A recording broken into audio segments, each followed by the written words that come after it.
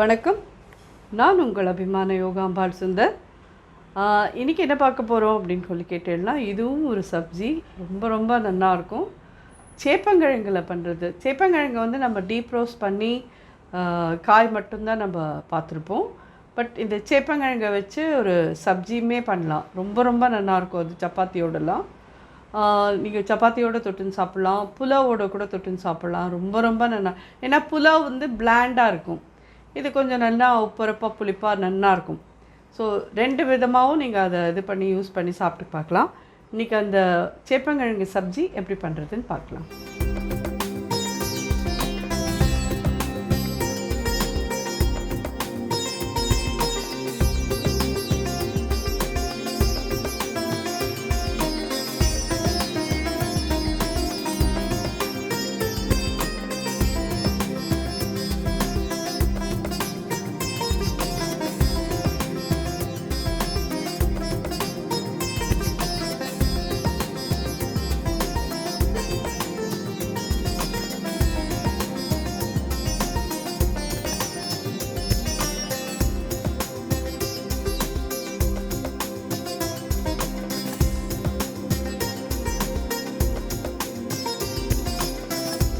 First ஒரு 2 table spoon எண்ணெய் விடுறேன். அதில் இந்த சேப்பங்கிழங்கு இதை வந்து ஷாலோ ஃப்ரை பண்ணி எடுக்கலாம். ஃபஸ்ட்டு கொஞ்சமாக மஞ்சப்பொடி போடலாம், கொஞ்சமாக உப்பு, கொஞ்சமாக கடலை மாவு.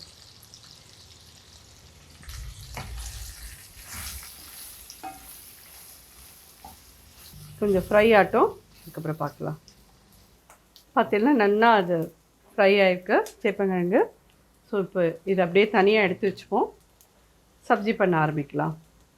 ஒரே ஒரு டேபிள் ஸ்பூன் நெய் விடுறேன். ஒரு 2 டேபிள் ஸ்பூன் எண்ணெய், ஜீரகம் ஒரு 1/2 ஸ்பூன் போட்டிருக்கேன், ஓமம் ஒரு 1/4 ஸ்பூன். ஜீரகம் கொஞ்சம் வெடிக்கிறது. இந்த ஸ்டேஜில் இது 2 மீடியம் சைஸ் வெங்காயம் பொடி பொடியாக நறுக்கியிருக்கேன், இது ஆட் பண்ணுறேன்.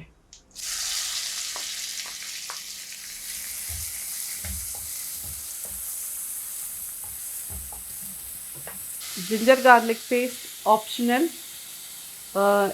என்னை விட்டேன்னா நான் போட மாட்டேன், பட் போட்டேன்னா உங்களுக்கு நல்லாயிருக்கும். ஒரு 1/4 டீஸ்பூன் போட்டுக்கோங்க.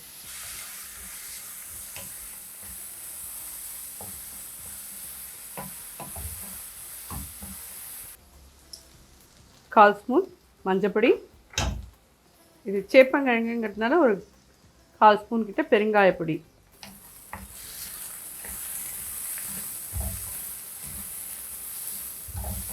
இது வந்து ஒரு 2 மினிட்ஸ் மூடி போட்டு மூடுவோம், வெங்காயம் வதங்கட்டும்.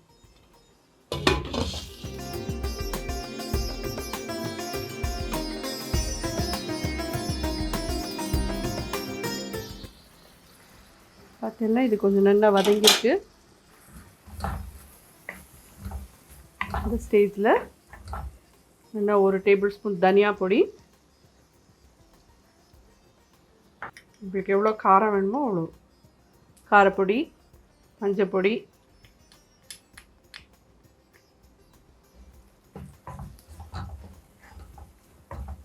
இது பொடி பொடியாக நறுக்கிற தக்காளி. ஒரு மீடியம் சைஸ் தக்காளி, 3 தக்காளி இருக்குது, இதில் போடுறேன்.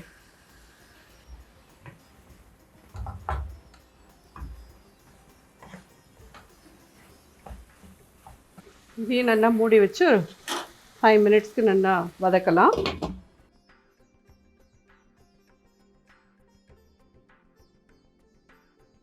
இதெல்லாம் தக்காளி இல்லாமல் நல்லா மசிஞ்சிருக்கு. சப்ஜிக்கு தேவையான உப்பு, கரம் மசாலா பொடி ஒரு 1/2 டீஸ்பூன் கிட்ட போடுறேன். இது ஆம்ச்சூர் பொடி ஒரு 1/4 டீஸ்பூன் போடுங்க. இது ஆப்ஷனல், இல்லைன்னா அது விட்டுடுங்க, ஒன்றும் பிரச்சனை இல்லை.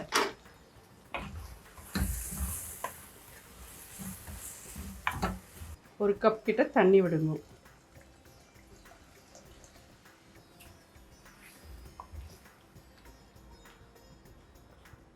இதை நல்லா மூடி வைக்கலாம். திருப்பி ஒரு 5 minutes நல்லா கொதிக்கட்டும்.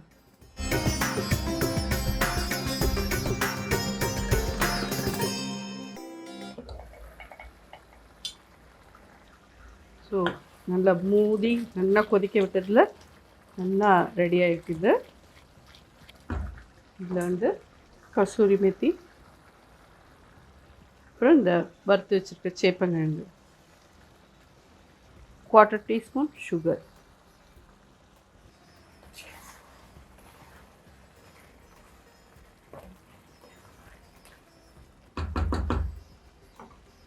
ரெடி ஆகிடுத்து.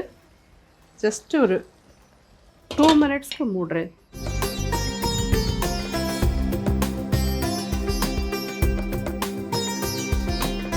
இதை திறந்துட்டேன். ரெடி ஆகிடுத்து. கொத்தமல்லி மேலே தூவிக்கோங்க. இது வந்து சப்பாத்தியோட ரொம்ப நல்லாயிருக்கும், புலாவோட இல்லாமல் ரொம்ப ரொம்ப நல்லாயிருக்கும்.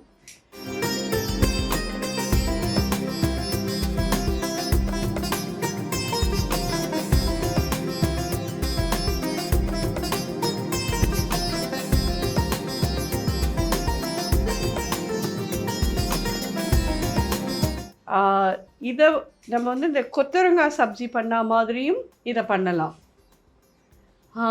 வெறும் தயிரை மட்டும் இது பண்ணி அந்த பொடியெல்லாம் போட்டு கலந்து பண்ணி கொத்தரங்காய் பண்ண மாதிரியும் இதை பண்ணலாம், இப்படியும் இதை பண்ணலாம். ஸோ இந்த காலத்து குழந்தைகளுக்கெல்லாம் வெங்காயம் பூண்டு இதெல்லாம் இருந்தால் பிடிக்கிறது இல்லையா? ஸோ சேப்பங்கிழங்க எப்படி யூஸ் பண்ணுறது, இது ஒன்று தானா வழின்றதுக்கு இப்படியும் பண்ணலாம்ன்றது தான் நான் இப்படி காமிச்சேன். நீங்கள் கொத்தரங்காய் மாதிரியும் பண்ணிக்கலாம், இப்படியும் பண்ணிக்கலாம். இல்லை ரெகுலராக ரோஸ்ட் பண்ணுவேலே, அந்த ரோஸ்ட் இன்னும் நான் நம்மளோட இதில் காமிக்கல.